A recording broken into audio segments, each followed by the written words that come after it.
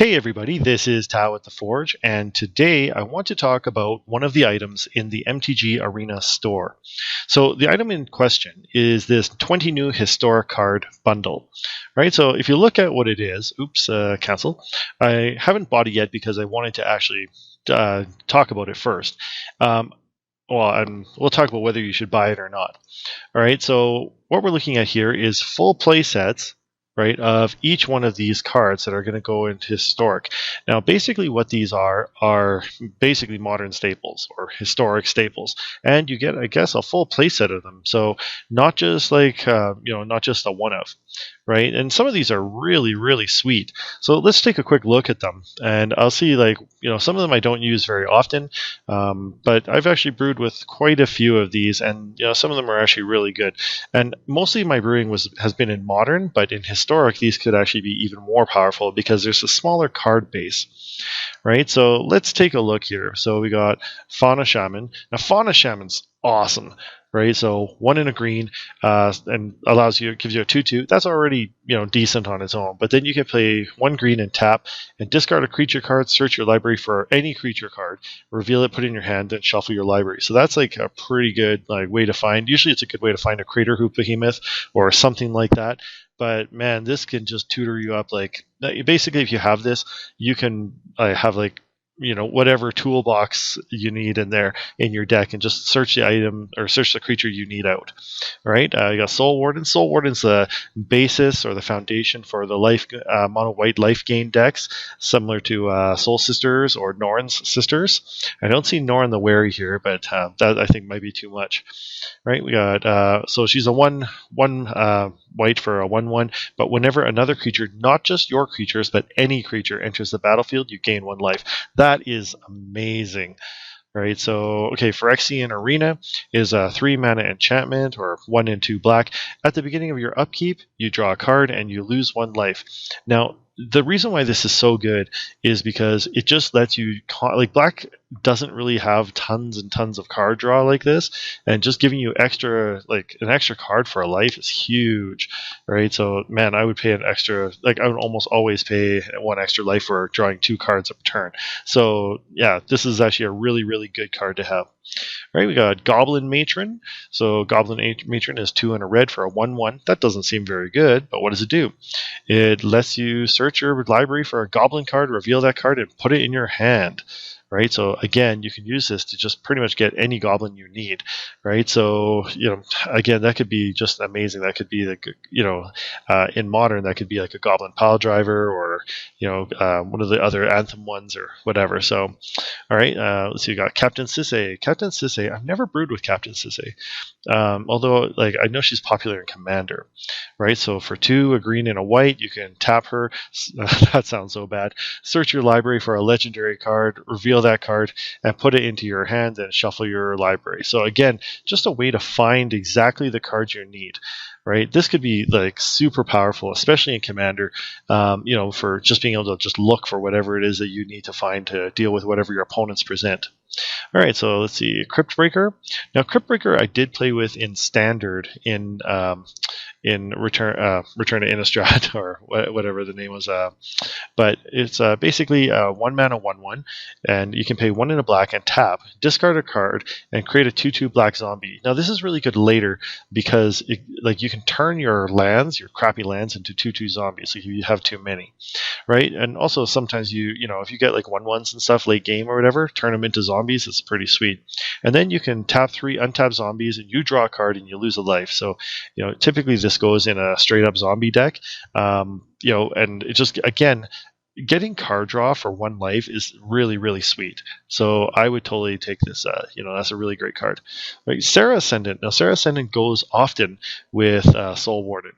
Right, because Serra Ascendant is a 1/1 for 1 with lifelink, and as long as you have 30 or more life, Serra Ascendant gets +5/+5 and has flying, right? But with the life gain deck, you get so much life that this is ridiculous, right? So it can easily turn into a 6/6 with flying and lifelink. One place that this is totally broken is in Commander. Right, so I'm not sure if they are allowed. If you're I guess you're not allowed to play this in Brawl because it's not standard legal. But yeah, because you already start with over 30 life, and so this guy's a 1 mana 6/6, right? Like with lifelink, it's totally broken. So, anyways, this is a really great card as well. Hypnotic Spectre is a 1 and 2 black for a 2/2 flyer. When it deals damage to an opponent, that player discards a card at random. Now, the reason why this one is so brutal is because the card discard is at random. They don't get to choose which one they want. So, like, often, like, you hit your opponent with something.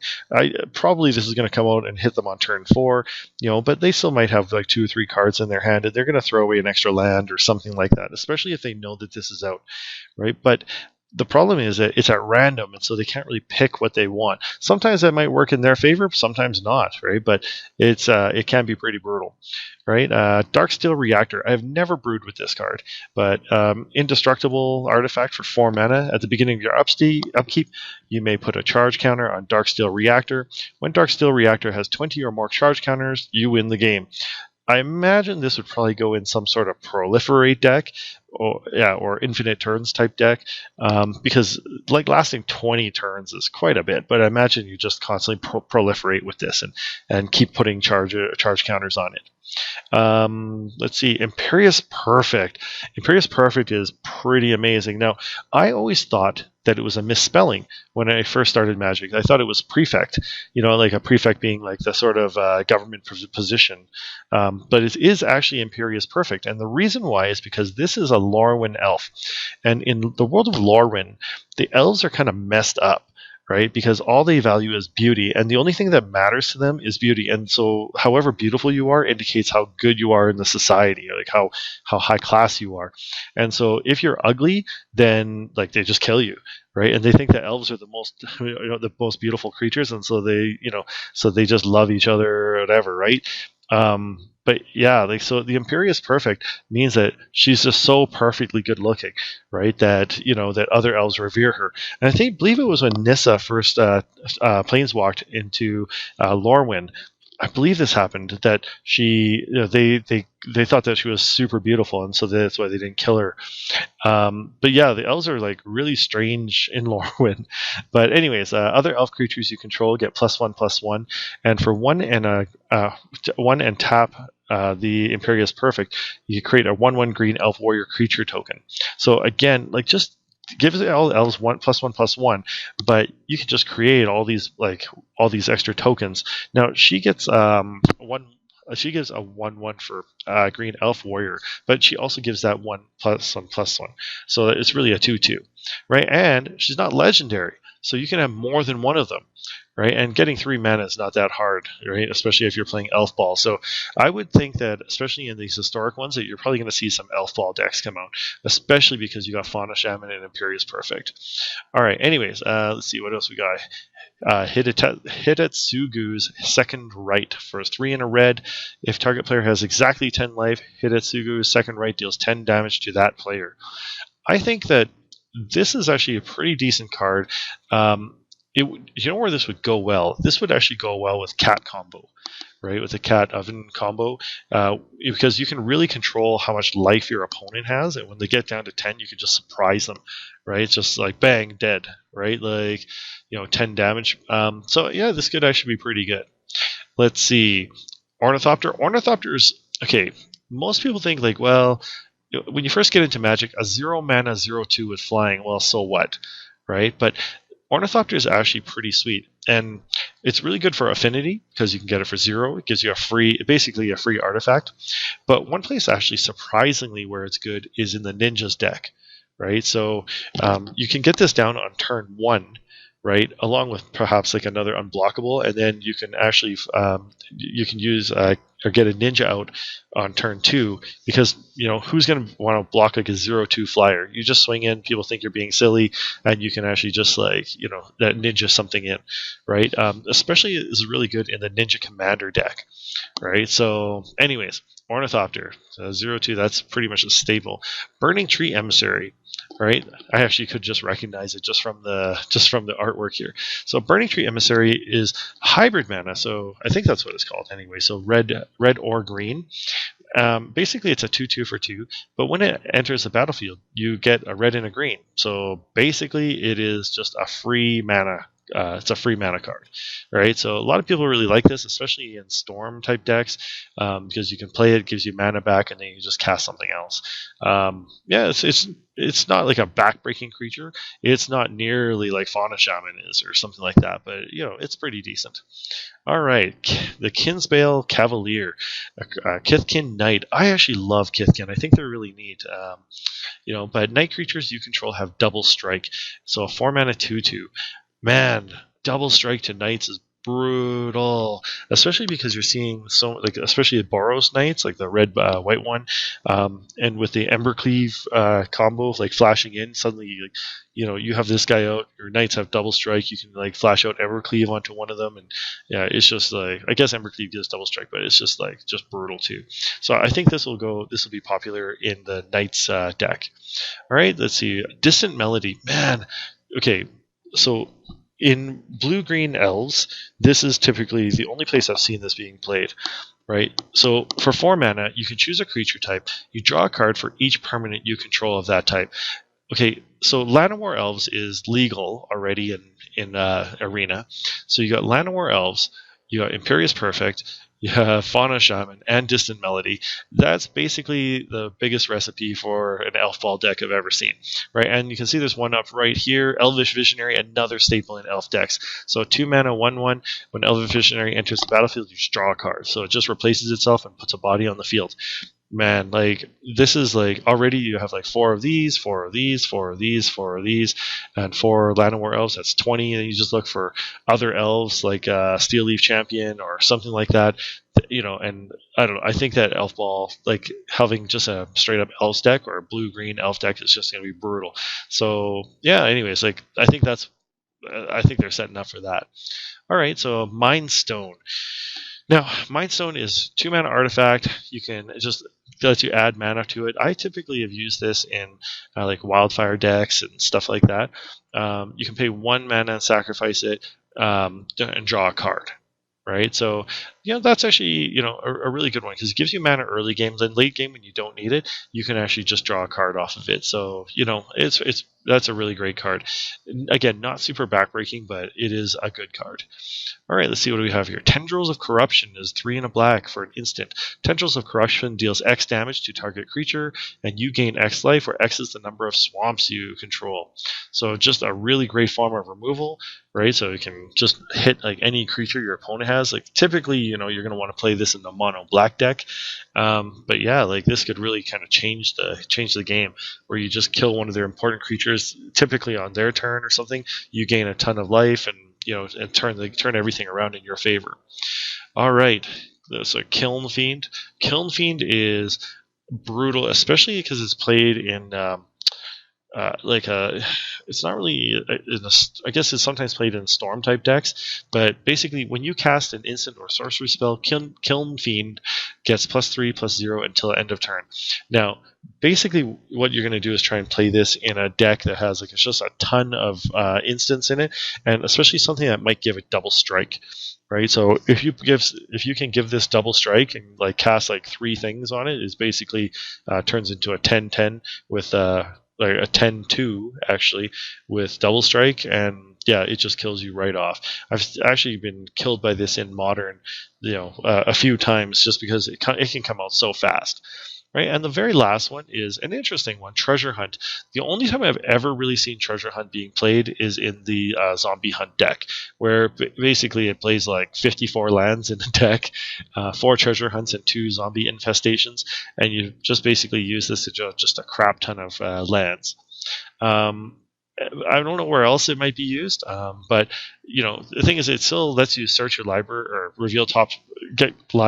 get cards from the top of your library, and maybe you could end up with a bunch of lands, but at least the next thing you're going to get is actually pretty good, or it's actually not a land card. So who knows? So your deck might be all full of crap cards, but anyways, so I don't really have anything bad to say about the card choice. These are actually all really, really good cards.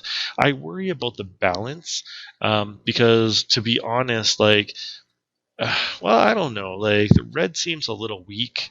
Just on the outset here, white for knights, like this Kinsbane Cavalier is going to be good for knights. Soul Warden, Sarah, Ascendant are going to be really good for like mono white life gain type decks. And they've included a bunch of cards here that like 4 cards that can really help out the Elves deck. As far as black type decks like zombie decks, you've got Crypt Breaker and also Phyrexian Arena, which helps you draw in cards. I don't know if anybody would ever play Hypnotic Spectre, and then Tendrils of Corruption, could be a decent finisher in a mono black zombies. So, anyways, now should you get this? All right, so it's going to cost you 3,400 gems, right? So, that's actually quite a bit. Now, do you want to pay 3,400 gems for it? Okay, well, let's take a look. What are you actually getting? So you got some commons, uncommons, right? Remember, you're getting playsets of these things. So you get like, you got a bunch of rares. Like a lot of these are actually rare, right? So some of them are commons, but many of them are actually rares. And actually, I don't know if there's any other way to get them. I know there's an event right now where you could get them, but like, let's say even if you're getting, okay, 3,400, let's take a look at gems. How much are gems? Let's take a look. Right, so at the highest tier, it's 20,000 gems for 100. Right, so that's basically $1 for 200 gems. Right, so, okay, so $1 for 200 gems. Right, let's take a look. So you're going to need $17 to buy this. All right, so $17 to buy this. Well, what else could you get for 3,400 gems? All right, let's take a look at packs. Right, so you could get, maybe, I don't know, 6 packs for 1,200. So like 3 of these, and so you could get, I don't know, like, well, actually, not even 3 of these, just 1 of these. So 3,400, yeah, like, so you get like 15 packs. Now, here's the thing. Okay, so you go back to the bundles here. You get 15 packs. Well, how many rares are you getting here? So there's going to be 4 there, 4 there, 4 there, 4 there, right? 4 there. That's already 20 rares, right? How many packs are you going to have to open to get 15 rares, right? Or 20 rares? Well, at least 20 packs, right? Unless you, I don't know, like get super lucky somehow or whatever. But I don't think that you're going to. Right, so I would say if you do plan on playing Historic, then this would actually be a good investment of gems, right? If you're not going to play a Historic, then don't waste your money on this. Like, it's neat, but I think if you do plan on actually brewing and playing Historic, then this would actually be a really good buy. I think it's a really great deal, so I would pick it up. Anyways, that's really the meat of it. I think it's a good deal. The cards are these are all like modern staples or good in Commander or whatever. Like, they're all decent cards. None of them are duds, which is typically what Magic does. Like take a look at this. Like Lucky Clover, awesome. Edgewall Innkeeper, awesome. Mysterious Pathlighter. Does anybody play this? I don't think I've ever seen this card being played even one time. Right? Like Wicked Wolf, awesome. Feasting Trollkin, pretty good. Trail of Crumbs, meh. And then Gilded Goose also. They always like slip in some duds. Okay, Mirror Maid, great. Emery, great. Dance of the Mans, pretty decent. All That Glitters, right? And then Animating Fairy, meh. Like, okay. Like, they always slip in some duds. Like, why can't they just have something really, really good? Anyways, this one is all good. I don't think there's any duds in here. I would recommend taking it if you're going to play Historic. It's definitely worth it. I would gladly not take 15 packs just to be able to get this, so I'm going to go ahead and pick it up here. So yeah, okay, yay, there we go. And like I said, it is full play sets of them, right? So anyways, if you have any thoughts about this, let me know in the comments. Let me know what you think. Anyways, that's it for now. Thanks for watching, and I'll see you next time.